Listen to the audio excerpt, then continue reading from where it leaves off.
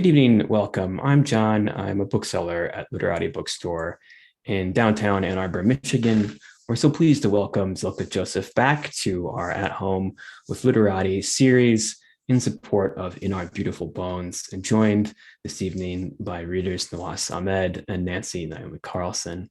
Just a quick webinar overview for you attendees this evening. The chat is closed to chatting, but you can keep the chat window open. So I'll be sharing links to purchase books from all of our readers this evening throughout the event. You can use the Q&A feature. Oops, sorry, that's just part of my script. We're not doing a Q&A this evening, but you can use the live transcription feature if you need live transcription or subtitles. That's on your toolbar below. Also, if you're watching us later on YouTube, links to purchase books from tonight's readers are available in the description right below me. You can also subscribe to make sure that you are kept up to date with all of our events as they become available on our YouTube channel after they air live. And finally, you can shop for more books at literatibookstore.com to have shipped to your home anywhere in the United States. And if you live in Southeast Michigan or the Ann Arbor area, our doors are open to the public for in-store shopping.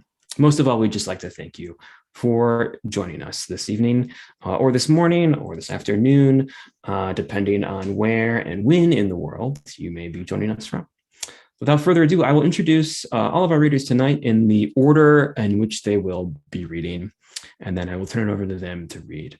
Naomi Carlson, twice an NEA Literature Translation Grant recipient, has published 12 titles, 8 translated. An Infusion of Violets was called new and noteworthy by the New York Times.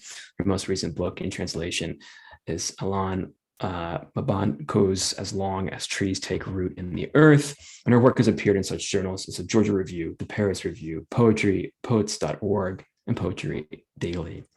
Nawaaz Ahmed was born in Tamil Nadu, India. Before turning to writing, he was a computer scientist researching search algorithms for Yahoo. He holds an MFA from the University of Michigan and is the winner of several Hopwood Awards. He is a recipient of residencies at McDowell and Yaddo and others. He's also Kundiman and Lambda Literary Fellow, and he currently lives in Brooklyn. And Zilka Joseph's work has appeared in Poetry, Poetry Daily, Kenyon Review Online, Michigan Quarterly Review, and others. Her poems and chapbooks have been nominated for the Pushcart, PEN America, and Best of the Net prizes. Sharp Blue Search of Flame, her first full-length book of poems, was a Forward Indies Book Award finalist. In Our Beautiful Bones, her new book has been nominated for several awards. She teaches creative writing workshops in Ann Arbor and is an editor, manuscript coach, and a mentor to writers in her community. Please join me in welcoming Naomi Carlson, Nawaaz Ahmed, and Zilka Joseph into your living rooms. Thank you, John. Thank you. Delighted to have everybody here, and nice to meet Nawaaz and Zilka. We're celebrating you and your book launch, so I'm delighted to be helping to do so as well. I've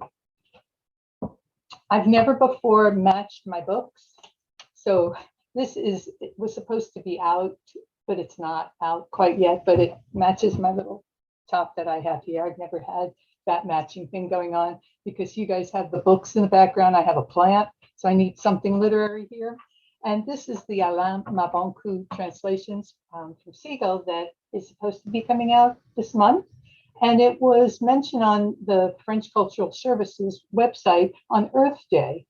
And it said this book is coming out because it celebrates the Earth. And it does. Alain Mabankou is from Congo, Brazzaville.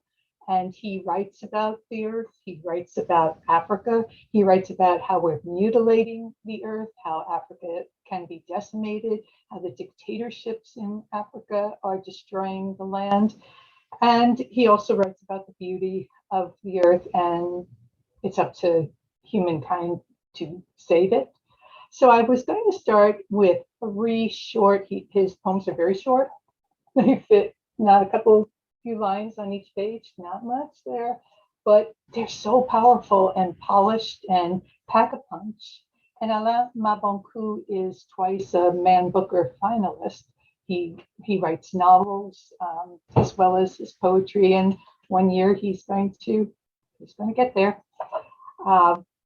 This first one is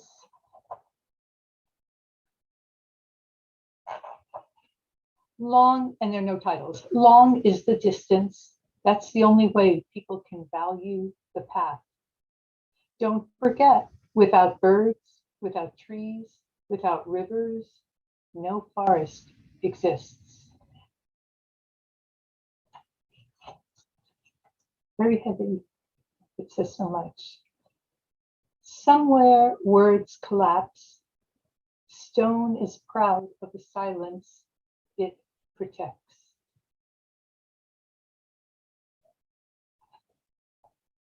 And last, I'm not to blame, said the migratory bird. I was gone for the winter. My only crime is to sport the same plumage as those in my branch. Nonetheless, the birds of your kind have sinned in your name. So this cover was designed by Shunandini at Seagull Books. She designs all the covers, and she designed an infusion of violets. You can see it's a bruised hand with the violets blending into the hand there. And this was my last full length.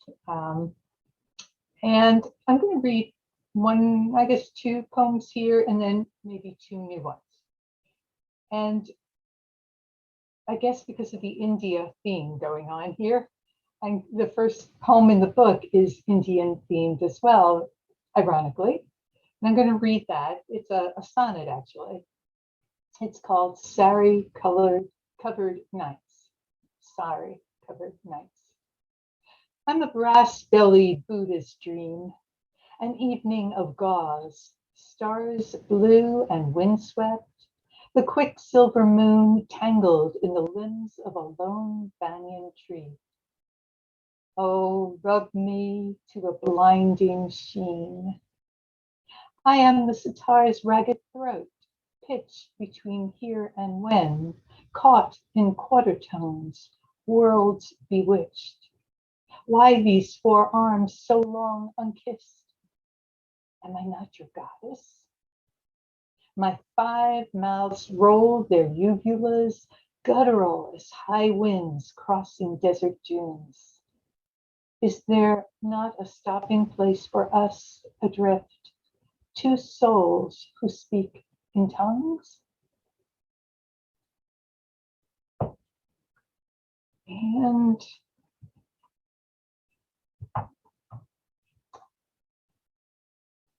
this one I wrote because I was giving a workshop in a community college class, and one of the students said to me, okay, Adam and Eve, I was talking about, would you have eaten the fruit? Would you have bitten into that apple? And so I wrote this poem. Not on the spot, it took a while. Fabled fruit. Who could fault Eve's right to know? Her sin-filled heart exposed, grounded day after day by the same sweet earth. How to resist a flawless skin, so impurely pure? No Snow White, would I still have reached for the crimson side, my reflection cast raw in its shine?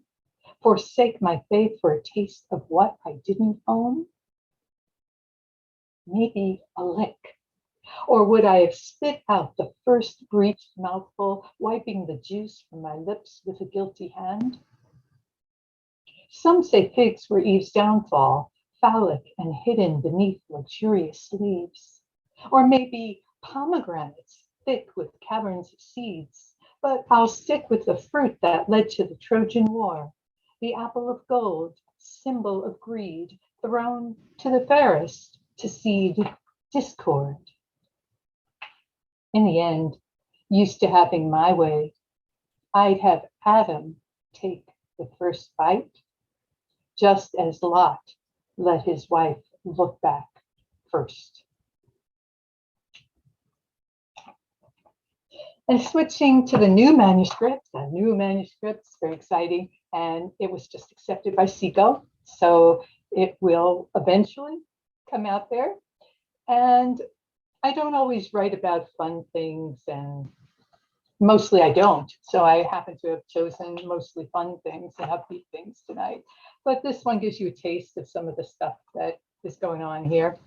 I went through the chemo experience and the radiation experience for early stage breast cancer, and you want to get it out of your head, but they say poets keep obsessing on the same themes over and over again. So this one is about memory, the half-life of memory.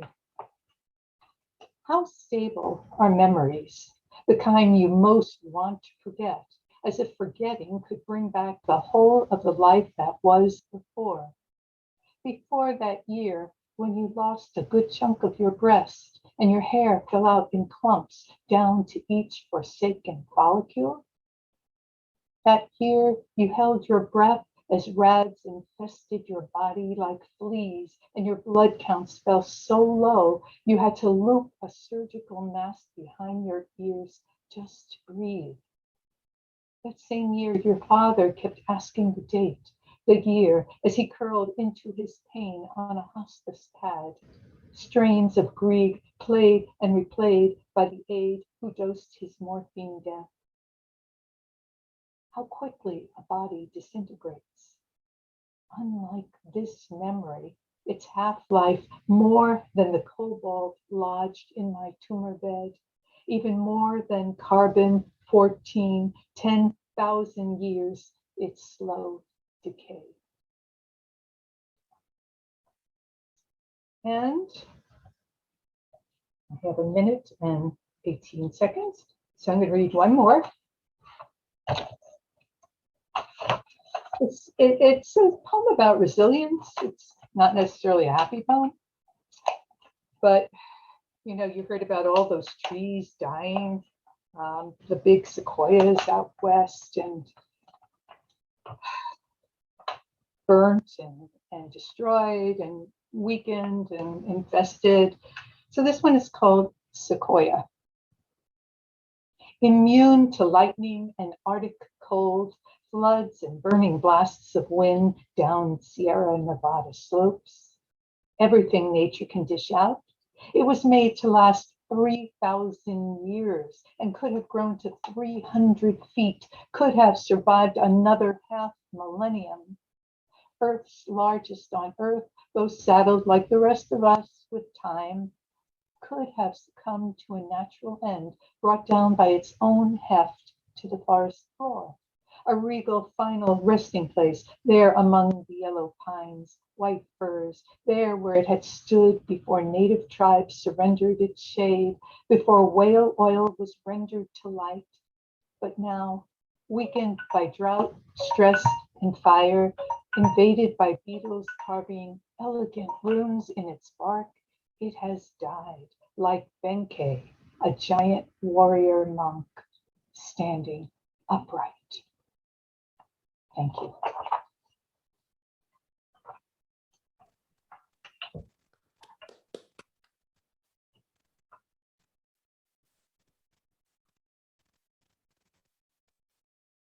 Thank you, Nancy.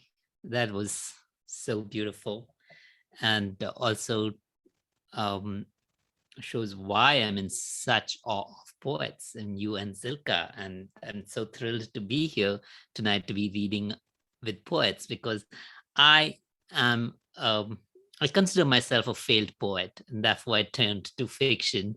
And I'm always in awe with how much you poets manage to squeeze into a line, a phrase. And I'm so looking forward to hearing Zilka read as well, whose wonderful book we are celebrating tonight, and which so many of the poems in this resonate with my own experiences in the US and in India. And I'm so glad, Zilka, for you asking me to read here tonight. What I thought I would do is I'm reading from my novel, Radiant Fugitives, which just came out in August. And I thought I would read this section set in India again. And because there's a poem here that I read today, which is called English as She Spoke. And it talks about growing up in India with the convent schools taught by priests and nuns. And there's a section in my book that speaks to that. There's also a section, and the same section also speaks to my own awe for poets and poetry. So I thought that would be fitting. So I'll read this. I don't think you really need to know anything more about these characters, other than that the book is about two sisters in the US, two Muslim sisters living in the US in the current times. But this section is that past in India. So I will just leave it at that. Consider Tahara when she's 9 years old, standing outside her father's study, peering in as her father coaches her sister Seema for her first competition in poetry recitation. Tahara isn't familiar with the poem Seema has chosen, Wordsworth, The Solitary Reaper. But here is the father declaiming the poem, filling the study with its lush hills and shimmering valleys. His voice echoes off the walls and the shelves of books. He recites the poem in its entirety, then line by line, and Seema scrambles after him, trying to match his intonation and his pauses. He works on her enunciation, demonstrating the shape of the mouth, the position of the tongue, the force with which to articulate the consonants, how to linger on vowels and glide over diphthongs. Like so, he says, his hands molding Seema's lips and cheeks. He patiently corrects her, making her repeat phrases over and over, then lines, then whole stanzas. Next, he shows her how to present herself, neck elongated, shoulders pulled down and back, hands held at the diaphragm, fingers hooked. He bends his knees to better match her height. Standing this way, they recite the poem together, and Tahara is transfixed by two voices that sound as one, word for word, pause for pause. And the words themselves, melancholy, chaunt, nightingale, Hebrides, so much mystery, so much magic. She silently mouths the words along with them, her voice tiny in her throat, her eyes fixed on their moving lips. I listened, motionless and still, until Seema, catching sight of her outside the study, says, Abba, tell Tahara to stop making funny faces at me. She shuts the study door in Tahara's face, ignoring Tahara's pleas. I wasn't making fun, I was just watching. The music in my heart I bore long after it was heard no more. The day of the competition, the auditorium floor is a pool of blue pinafores, fluffy white blouses, and glossy black plaits of hair. At the back, in a row of cream wicker chairs, sit the sisters of the convent in grey wimples and white habits. And sitting beside the headmistress, Sister Josephine, in the seat of the honor in the center, in a brown suit and peacock green tie, is my grandfather, Dr. Naimullah Hussain, benefactor of the school and personal friend to the headmistress. He's presiding over the event. When Seema gets up on stage, it's him Tahara watches, turning around and straining to catch the expression on his face, encouragement, attention, exaltation. When all the contestants are through, he takes the podium for his address while the judges finalize the winners. Why poetry? He begins, then pauses. We may as well ask, why life? I'm going to skip here to another section of the book where the actual speech is given out there. If life is a picture, then poetry is a faint flickering light that illuminates it, he says. If life is a lamp, then the stirring overlapping shadows it casts all around us are poems. We cannot apprehend the one without the other. And the poet is life's prophet. Look around you. We are gathered here now in this bounded space, enclosed by these walls. But we are in reality in a city, in a country, on a continent, on a planet, in a solar system, in a galaxy, in a universe that is so vast, we can scarcely imagine its limits. We can never comprehend the full extent of the world and the life that surrounds us, even with the most powerful telescopes and microscopes that science can invent. Adding to the enormity of this task is an additional complication. Even with the things that we can perceive readily, we have become so accustomed to them that we can no longer see them clearly. The best we can hope for is that someone lifts from our eyes, at least for a moment, the fog of familiarity that obscures from us the wonder of our being, to create anew for us the universe we have become indifferent to. No, science is not the answer. The scientist looks at the rainbow and thinks raindrops, electromagnetic radiation, refraction, reflection, dispersion. We need something different, something that will recreate for us the thrill we felt when we first witnessed a rainbow. And failing that, something that will point out to us what we are missing or have misplaced, and how, if possible, to recover it. This is where poetry and poets, prophets, come in. My heart leaps up when I behold a rainbow in the sky, Wordsworth writes. So was it when my life began, so is it now I'm a man. How important is it that he continues to experience the rainbow this way? He can't imagine a life without it. So be it when I shall grow old, or let me die. And what is it that allows Wordsworth to always feel such a thrill on seeing a rainbow? The child is father of the man, and I could wish my days to be bound each to each by natural piety. It is the purity of childhood that makes it possible. The thrill that children, you children, experience on first witnessing a rainbow is pure joy and wonder, simple, instinctual. We have to hold on to this purity of nature if we are to continue experiencing such joy, such wonder in our lives.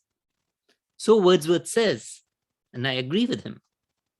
But the poem enacts a larger, more complex truth as well. Wordsworth's heart may leap up for sure, but is the joy he feels now the same joy he felt when he first saw the rainbow? Isn't his current experience of the rainbow already different from his experience as a child, including as it does the memory of the other times in his past when he has witnessed one? We hope that he will continue to experience a similar thrill in the future, a fear that he may not. Wordsworth, the man, can only wish he's able to maintain the same simplicity and purity he possessed as a child. The very act of writing this poem proves to him and us that his wish cannot come true. Wordsworth is a poet, prophet. Like all prophets, he describes what should be, while at the same time admitting to what is, what cannot be, and what is beyond his understanding. Like all prophets, he has been blessed not with the whole truth, but with that part of the truth he can grasp and convey. Like all prophets, he's beset with self-doubt. But even speaking half-truths, he points us toward the whole. The light he casts flickers, illuminating some part of the picture of life for one moment, only to cast it into shadows and doubt the next. But that flickering gives us a glimpse of the truths that mark our lives.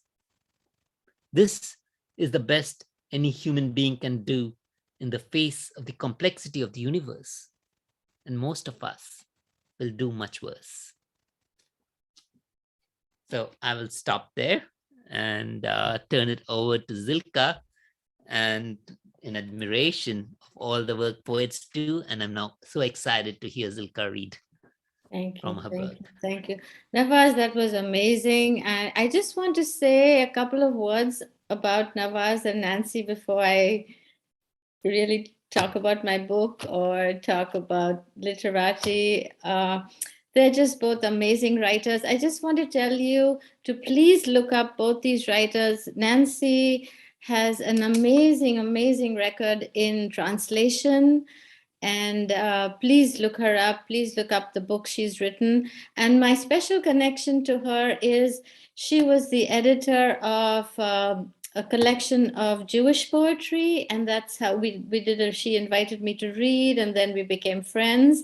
And I think the other connection is the Kolkata connection, because Seagull Books is in Kolkata, and their old office and bookstore was in the same area that I grew up in. They've moved now to a different place, but Seagull Books is very much a very important part of Kolkata. So I'm just so happy. Congratulations that they're doing another book of yours, Nancy. And I also want to say thank you to Nawaaz, who I have reconnected after many years. I always felt we had a very special connection. He came to the MFA program just after I graduated from the program, but I met him while I was there, and we became friends. And then we lost track of each other. And then recently I found he'd written a book, and I contacted him. And his book is going places. So please keep a close watch on Nawaaz and his work. He is a rising star. And I appreciate your words for poetry. I appreciate your taking the time to read English as she is spoke, all these connections with our colonial past and all the conflicts and all those issues we have with our history and our future and India and our British past and America and immigration, and all these themes come together in our beautiful bones. So what I'm going to do really is tell you a little bit about the book very briefly, because it's not only a personal journey. It's been called an immigrant's journey, an immigrant's fearless storytelling. There is a lot of storytelling, there is a lot of prose, there is a lot of hybridized forms, but really it is also a collage of colonial history, world history, racism, and how colonialism is really the root to all the things we face on an everyday basis, which runs into racism and the historic and insidious forms that have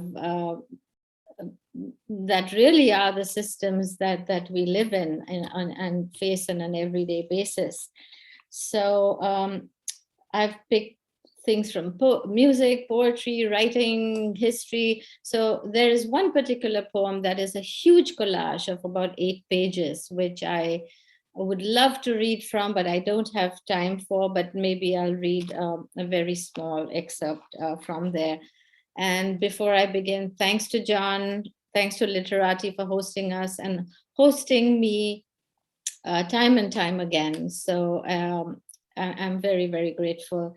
I'm grateful to Judith Kerman, the publisher of my beautiful book, who took in no time, sat with me, worked really hard, and we got this book out this year. A special thank to Sienna Benjamin, whose artwork is featured here. Please check her out.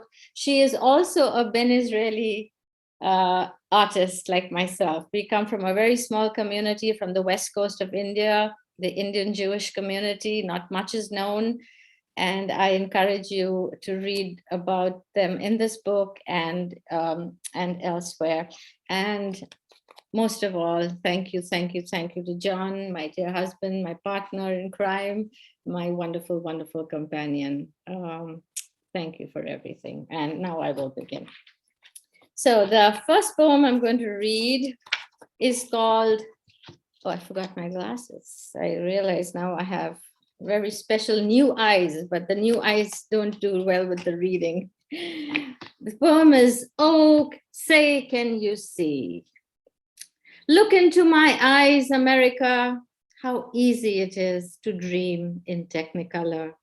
Oh, say white, say red, say blue, and every color. We who make and make you still, we have built your towers, your tracks, your bridges with our bones. From sea to shining sea, this is our home. Home is where the heart is. Yes, all the broken ones. We pick your fruit, sing Hosanna. We build our hearts here. We bake bread that we break together. We give thanks for each grain. We feed the hungry, for we have known hunger. See this mouth, it sings peace in every language. Watch my face shine. It will light up your pavements, your alleys, your castles, your shacks, your thirsty fields, like a harvest moon after blight and famine. And give back to us the dollars like shekels you have stolen forever. Study them, the maps inside my eyes. See the world. Yes, feel my heartbeat, touch my human skin. It is real. And see our scars, they are the same. Our scars, we carry them thick and ugly. We are no stranger to dust and ashes. Here is my war-torn hand. Here are my lips. Let me kiss your cheek. Where do we end? Where do we begin? When I say love, I mean you. When I say home, I mean you. When I say to you, we are so beautiful, do not turn away. Do not shatter America. America, for richer, for poorer, we are your beautiful bones. Your heart, your veins are made of us. Why are you afraid? Our blood is the same color. Our skin so easy to dissolve. Frail border between this world and the next. Oh, sing with me, sing with me. What is made one should not be pulled asunder. We who are embraced by sweet Lady Liberty, we who are made so beautiful, so varied, so new, so whole again inside the harbor of your arms, O America. We are you. Do you not see? Do not lead us into darkness.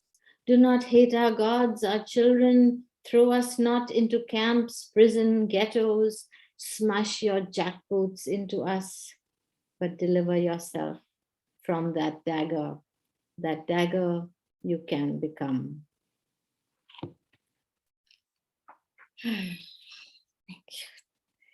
The next poem I'm going to read is a poem called The Scent of an Indian. And many of you who have experienced being told, that perhaps you are smelling of curry or garlic, or, Indian homes are stinky, things like this, I think we'll understand where this poem is coming from. The Scent of an Indian. An auntie tells me her neighbors complain when cooking smells float out of her window and into their apartments. But no one mentions the reek of grills heating upon patios and decks, the stench of burning meat that wraps around several blocks every day. Another shows me how to burn incense, sandalwood, or jasmine, or beads of camphor to clear the air of spicy smells, how to cleanse the kitchen with lemon and orange peel, baking soda, vinegar.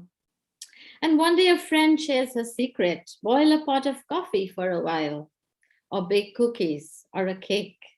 Let the aroma fill your hair, your clothes, your house, and fill the neighborhood.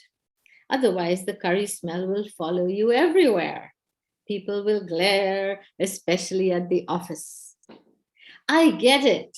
Ginger, garlic, cumin, coriander, turmeric aren't your everyday spices, but they've been used for eons. See how they are co-opted now. Garam masala is a buzzword. Turmeric capsules are a rage. Suddenly, coconut oil is a miracle. This food is hip to some, but not when we live, cook next door. Yet another auntie who has lived here a long time, has a nice house, fries fish in her garage in cold weather. The fumes dissipate quickly in open air. Fresh peppermint was sprayed after. Freed, Om. Free smells, you should make a sign like Jimmy John's, quips a feisty second-gen kid when we talk about this. Yeah, I say it and laugh. In India, every home's cooking smells mingle and shimmy in the streets. Stray dogs, cats, crows hang around for scraps. Sometimes a neighbor will bring a bowl of what she's made. Sometimes we take her a dish of something new. Chat over chai, time pass and good day biscuits. Fun facts. Vasco da Gama sailed from Portugal looking for spices from India, opened our world to the West forever. European raiders never stopped coming. They conquered for cinnamon, for pepper, killed us for clove, cinnamon, cardamom. Tell me, whose food then exploded with our flavors, with the fruit of our soil, our ancestors' blood? And when we fry our fragrant masalas, we get complaints, curses. Okay, so I think a lot of people who have experienced this will know exactly what I'm talking about. So the next poem I'm going to read is called Hunting White Tigers in Kipling Country. And it's based on an experience I had in Madhya Pradesh, which has two just gorgeous national parks. One is called Bandhavgarh and the other one is called Kanha. And then, of course, there's Corbett. But these are all areas where a lot of the stories for Kipling's Jungle Book were taken from. But there were Rajas there, the royalty there that hunted, and then they built these huge palaces that were based on palaces in Europe. And they had these massive game rooms filled with stuffed and preserved animals that they had shot. So thousands and thousands of tigers, and you can name it, and they were there. So this is a sort of take on that, as well as talking about how the British came in and became these big shikaris were invited to come to shikar with the Maharajas, and this became this other trope for the British Raj in India. Hunting white tigers in Kipling country. To the Indian kings, the royal shikaris, hunting came as naturally as ownership of kingdom and the killing of tigers, especially 101 white tigers in one lifetime. May the gods preserve and keep the kingly race. The blood of tigers gave long life and many sons, was considered auspicious. From father to son, son to father, the game rooms grew through the length of palaces modeled on Versailles, filled with striped and spotted pelts, horn trophies, and sometimes one single black and white photograph of a grand old hunt stretched from wall to palace wall. Soon the Rajas invited white sahibs on shikar too, hoping manly camaraderie with the ruling lace. Long live and cheers to the gin and tonic and the soft tones of sunlight on the enormous verandas. The reshmi kebab served by turbaned servants would buy them time, help spare their hunting grounds. With fanfare and guns, they would set out, but only after thousands of villagers set out at dawn, beating drums, combing bristling jungles, till tigers leapt from cover, dashed madly towards the wall of elephants, from whose backs the bejeweled Rajas, sola-topied sahibs, thundered a monsoon of bullets, felling every creature that fled towards them. Perhaps some birds escaped through the storm of dust, blood, and death roars. But to ensure continuance of blessing and bounty at the hands of mighty gods and the mightier British, oh, how the sun never set in those kingdoms. The hunt went on till 101 white tigers, maybe a few less Bengals, leopards, sloth bear, wild dog, cat, deer, hare, boar, antelope, and bison were dragged by loyal subjects. Who can name these humble natives, their children's children, their mortal terrors? And who laid them side by side in a never-ending road? And what was the length of those sepia-tinted hunt room photographs? From sunrise to sunset. Turn your head from the wall on the east to the wall on the west. Inhale the mothball and brimstone smell. Witness the blood-blasted fur. count each black and white stripe, count every color, count as they mark the mud with their sprawled bodies, drawn claws, now sheathed forever, become one long red carpet in the dust. Thank you. Thanks. So this book focuses a lot on the role of the British, the role of English, the role of the language, the role of oppression, and the role of how we too had to turn towards the white gaze and believe that that was good and that was who we are. And Nawaaz and I are both grew up in India, so a lot of those influences are there, and those are the influence we also fight against. So there's this great complexity. There are several amazing poets like Sujata Bhatt, whose quote I've used in the beginning of my book, and several others who sort of rage against this, but it's an extremely complex situation. So let me look at the time. It's 7:45. I think I have to wrap up very quickly. But what I'm going to do is I'm going to read a very short extract from a very long poem, about 8 pages or so. And the poem is called Whose Voices Were Heard. And it's a collage that's drawn from world history, colonial history, myths, literature, music, song. And you'll recognize a lot of the lines in this. So I'm just going to read basically two very two short extracts, and then I'll end with my final poem. This is probably 4 pages into the poem. Who created the museums of race in Europe's towns, your race, your museums, your lavish kunstkammers, your wunderkammers, believe it or not, worlds, freak shows and science circuses, recording newly bought or conquered bodies. You even invented a grid, and that's a scientific fact, to measure our features, to list the lift or droop of breast, of penis, calculate how soon a baby can be taken, how much a mother will cry, and for how long. For look, oh look, pity him. Oh look, the white man's burden is heavy. Look how heavy it is. And some of you may remember Rudyard Kipling's famous poem about the white man's burden. So this harks back to that. And the second extract I'm going to read very quickly. Let us examine the evidence, the gaze, the artifacts, the skin and the teeth of the stolen horse, the dry bones remains of lost tribes. Blue is the blood of the Almighty. Oh, bring the good news to the new worlds. Awake, arise, let us save you, poor savage, from yourself. So these are 2 brief extracts from this very long poem that builds and builds and builds, and you can read it in any order you please, but each piece fits into this kaleidoscope.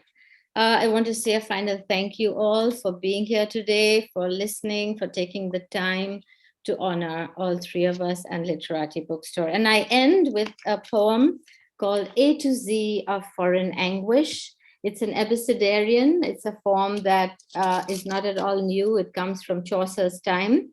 And I've tried a new trick. It's a double abecedarian with the whole letter of the alphabet in the first line, first letter, and the last line and the last words. And it is, I pay homage to Discourse on the Logic of Language by M. Noursobe Philip. A is for anguish, says my mummy tongue, my lingo, la la, but English is my foreign father tongue, daddy lang, blab blab. Colonists with your white gaze told our stories, with classic demagoguery, tyranny, manifest destiny, excuses. You forged evil tales to transform us into demons, crushed truths with vile, flippant lies. What about us? How you ravaged us, scepter and staff, grind down our culture. Kings of erosion and erasure, how long has your terror ruled? Your knives at our children's throats. Who wash Indians out of every picture? Who conquered our lands crying, I just come in peace?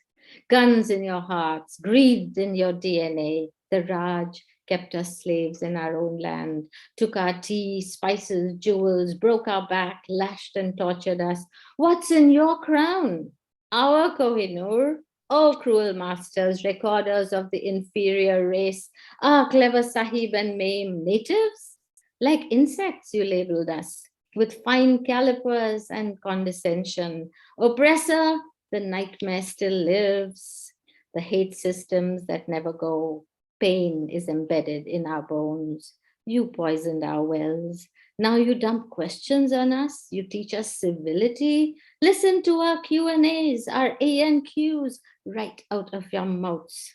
You shove the father tongue down our savage and shithole countries' throats.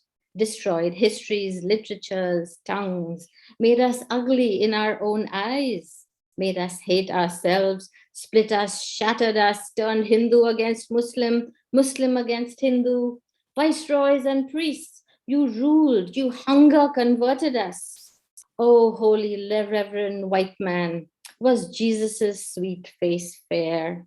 He was a humble dark Jew. Xanax, will it help?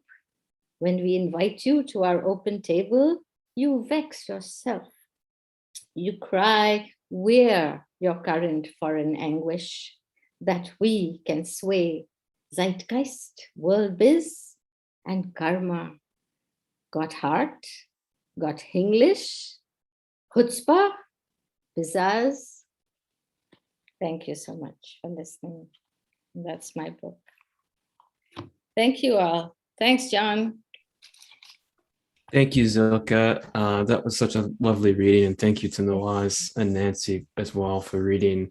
Reminds me of events in the store, so I'm trying not to get very emotional, but it's just, this transports me back to hearing writers read their work in the confines of our bookstore, which we hope to return to soon. But of course, you can purchase books from all of our readers this evening at the links I've provided in the chat. If you're watching us later on YouTube, there are links directly below me in the video description. Zilka, Nawaaz, Nancy, thank you so much for joining us this evening at Home with Literati.